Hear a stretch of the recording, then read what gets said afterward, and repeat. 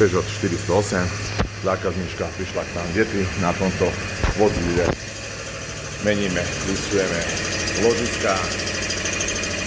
Takto kolega vylisoval už na spolujazdcovej strane. Máme krásne rozobraté.